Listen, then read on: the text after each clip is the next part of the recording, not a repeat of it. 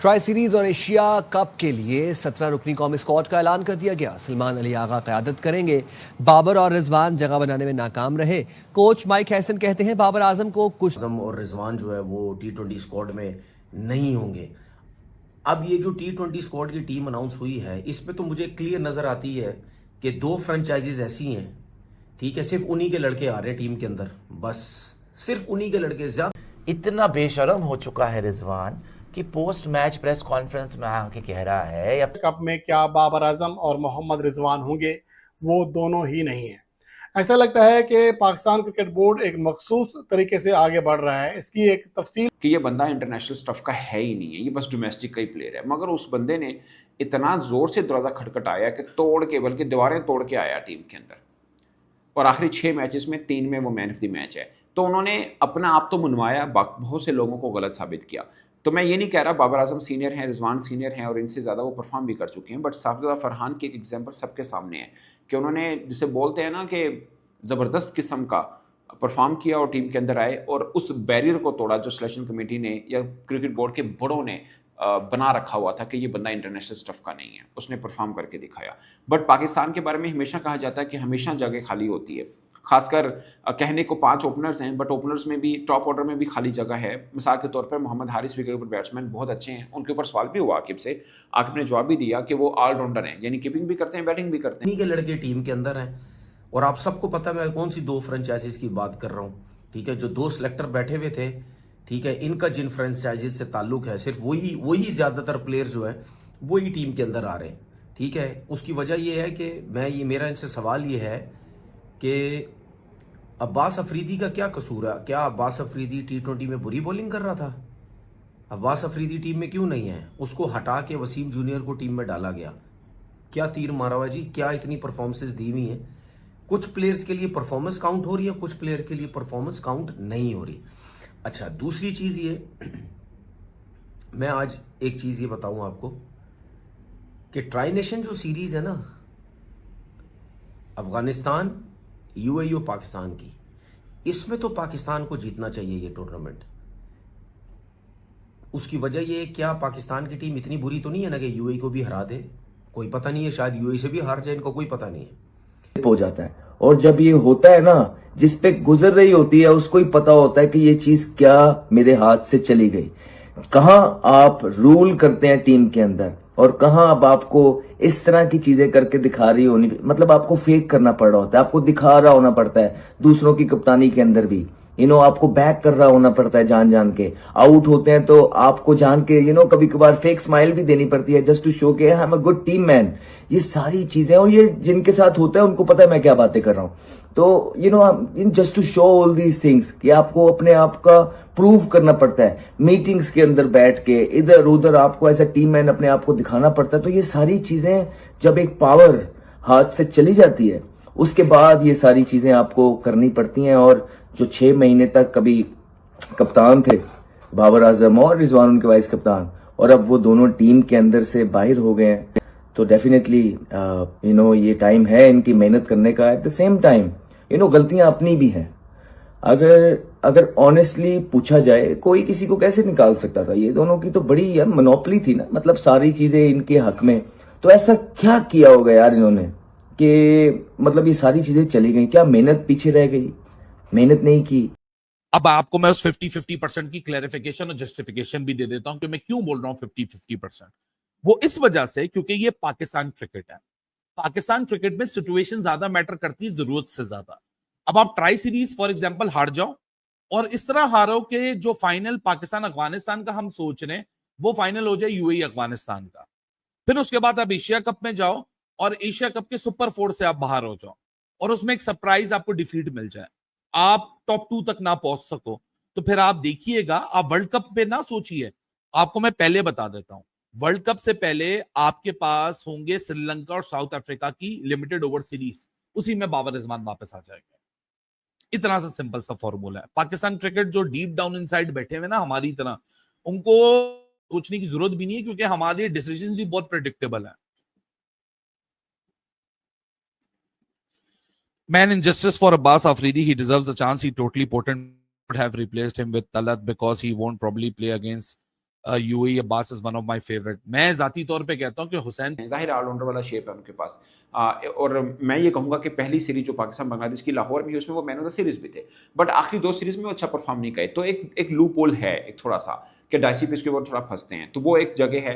Mid order के अंदर एक जगह है, मगर बाबर रिजवान दोनों ऊपर खेलते हैं, तो उनके पास जो चैलेंजेस है उनके लिए, वो साइम भी है, साफजदा फरहान भी है, वो फ़खर भी है, खुद कप्तान सलमान आगा भी हैं एक तरह से, वो भी ऊपर खेलते हैं, और फिर हारिस विकेट कीपर बैट्समैन भी हैं।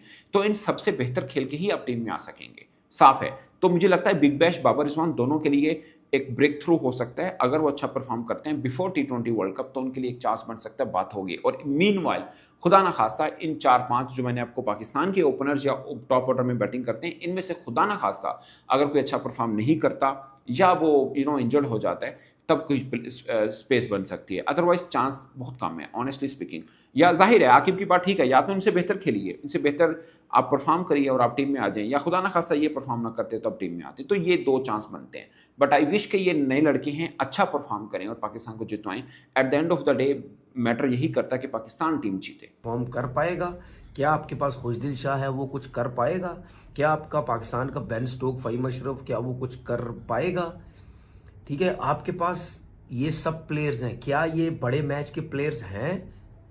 वो थोड़ा बहुत आइडिया हमें अफगानिस्तान के अगेंस्ट शायद लग जाए कि अफगानिस्तान के अगेंस्ट जैसा खेलते हैं, तो उससे कुछ आइडिया हो जाएगा, यार पता नहीं ये कुछ शायद आगे करे। लेकिन अभी एशिया कप के बारे में मैं तो कुछ नहीं कह सकता। दूसरा मैसेज बाबर आजम और रिजवान को है मेरी तरफ से। मेरा क्लियर एक मैसेज है, धड़ल्ले से क्रिकेट खेलो, ये मैसेज है मेरा, ठीक है। अपनी जो नेचर है, दोनों की बात करो। देखे, गरूर मत करो, किसी के साथ ज्यादती मत करो, किसी के लिए बुरा मत सोचो, ठीक है। बिला वजह अपने ऊपर गरूर या अपने आप को कुछ समझने की कोशिश नहीं करो, ठीक है। लेकिन अब बिल्कुल स्ट्रेट फॉरवर्ड हो जाओ, बिल्कुल स्ट्रेट फॉरवर्ड हो जाओ। ये समझ लो कि इस पाकिस्तान क्रिकेट में आप दोनों के साथ खुल्लम खुल्ला नाइंसाफी हो रही है, ये चीज़ दिमाग में बिठाओ, ठीक है। मैं ये बात क्यों कर रहा हूँ, क्योंकि हो सकता है शायद आप लोगों की नेचर जो है वो उस तरह की एग्रेसिव या उस तरह स्ट्रॉन्ग पर्सनालिटी नहीं है, ठीक है। मैं इस पाकिस्तान क्रिकेट के अंदर बहुत अरसे से रहा हूँ और मैं बहुत जानता हूँ यहाँ की पाकिस्तान क्रिकेट को, ठीक है ना।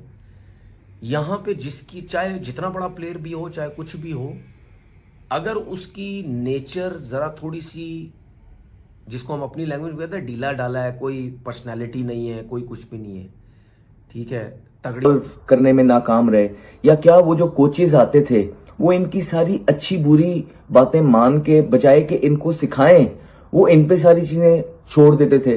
तो इम्प्रूवमेंट इस तरह आई नहीं, जो कोचेज आए वो उस तरह के कॉम्पिटेंट आए नहीं, या तो प्रेशर अवाम का, एक्सपेक्टेशंस का बहुत ज्यादा हो गया, या तो पाकिस्तान की जो क्रिकेट थी वो BCD टीम्स के अगेंस्ट ज्यादा खेली। तो जब अच्छे बॉलर्स या अच्छी टीम्स आती तो उस तरह के बॉलर्स को आपने जब उनके खिलाफ प्रैक्टिस नहीं की होती या मैचेस नहीं खेले होते तो हेलो नमस्कार, SL न्यूज के एक और वीडियो में आप लोग का स्वागत है।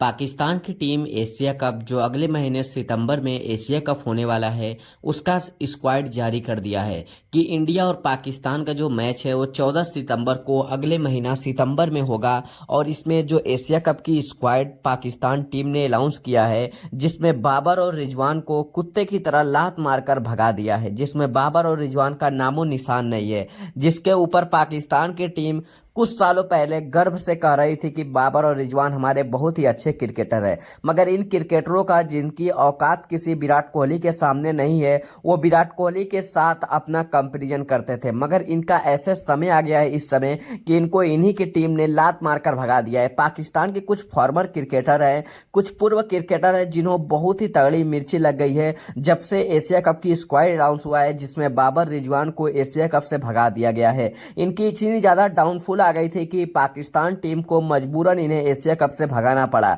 मगर तब भी ये पाकिस्तान के कुछ क्रिकेटर हैं जो बाबर रिजवान के मुरीद हो गए हैं, जैसे तनवीर अहमद के सामने कुछ भी रख दो, मगर तनवीर अहमद हमेशा बाबर और रिजवान की तारीफ करता है। मगर इस बार बाबर और रिजवान की जब से देखा है कि बाबर और रिजवान को एशिया कप से बाहर कर दिया गया है, तो तनवीर अहमद एकदम से गुस्से में आ गया है, क्योंकि तनवीर अहमद की रोजी रोटी भारत से ही चलता था और भारत से चलने के साथ साथ बाबर और रिजवान के साथ चलता था। मगर भारत ने जब से इनको एक तगड़ी वाली मैसेज दे दी है, तब से पाकिस्तान का क्रिकेटर तनवीर अहमद भारत के खिलाफ नहीं बोलता है। जो बोल रहा था कि मोहम्मद सिराज टेस्ट के बॉलर नहीं है, मगर मोहम्मद सिराज ने इसके मुंह पर तमाचा मारकर मोहम्मद सिराज हमारे ने इतनी तूफानी बॉलिंग करके दिखा दिया कि तुम्हारी कोई औकात नहीं है हम लोग के सामने। जब से पाकिस्तान की टीम को बाबर और रिजवान को बाहर कर दिया गया है, तब से पाकिस्तान के जो एक खिलाड़ी, दोनों खिलाड़ी हैं, रो रहे हैं और माफी मांग रहे हैं कि हमें स्क्वाड जो कि एशिया कप की जो न्यू स्क्वाड है उनमें हमें जोड़ लीजिए। मगर पाकिस्तान की टीम ने इन्हें साफ साफ भगा दिया है कि तुम्हारी कोई औकात नहीं है पाकिस्तान में क्रिकेट खेलने की, तुम्हारी इतनी गंदी परफॉर्मेंस